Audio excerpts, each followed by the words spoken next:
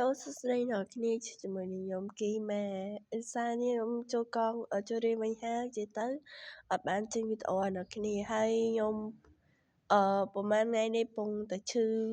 ពោះតែគ្រុនទៅអត់បានចេញឲ្យហើយវាអាចនឹងមានសំឡេងខុសឆ្គងឬក៏ពាក្យខុសឆ្គងអីអ្នកគ្នាកុំប្រកាន់អីព្រោះអី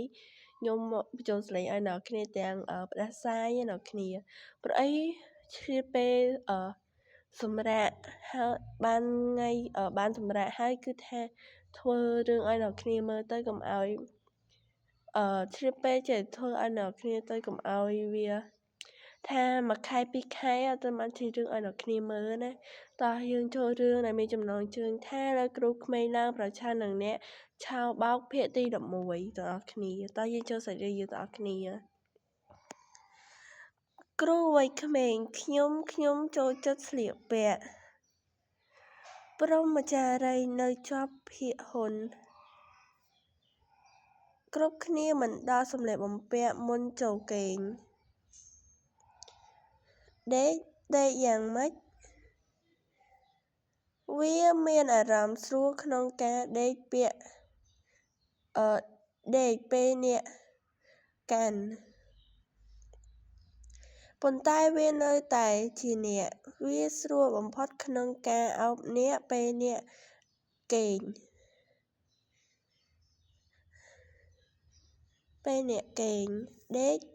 ដេក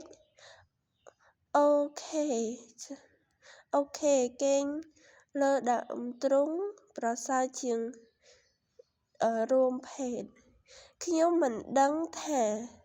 តើការមកជ្រលងខ្មោច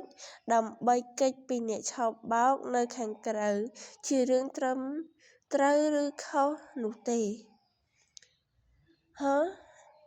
ឈាមនៅជុំវិញថ្មេកបានបាត់ហេតុអ្វីបានជាអ្នកភ្ញាក់ឡើងព្រះច័ន្ទស្រី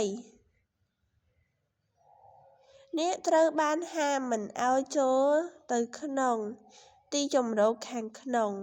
ពួកគេពិតជាហ៊ានឆ្លងកាត់សារខាងក្នុងហើយចូលទៅកាន់សារនៃជីវិតនិងមរណៈ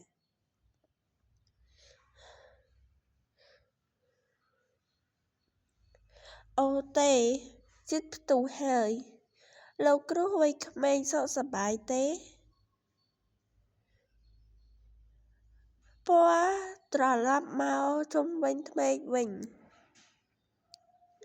អើយអ្នកគ្នាមានការទៅច្បោះទៅបញ្ចូលសម្លេងធ្វើនិយាយទៅបញ្ចូលសម្លេងឲ្យអ្នកគ្នាអាចនឹងអត់ល្អវារៀងតាក់ប្រខានបញ្ចូលយូរហើយណាមួយពងតែ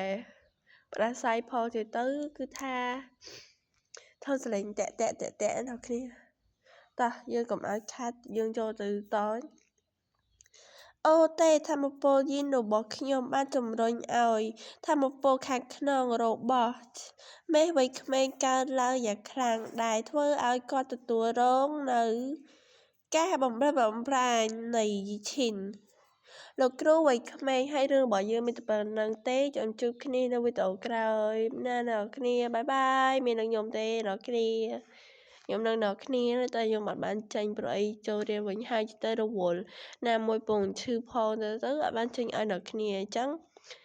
ខ្ញុំនឹងវីដេអូក្រោយខ្ញុំអាចនឹងធ្វើច្រើនជាងនេះឲ្យអ្នកគ្នាមើលណាអញ្ចឹងមានវីដេអូនោះមានតែប៉ុណ្្នឹងទេជួបគ្នានៅវីដេអូក្រោយ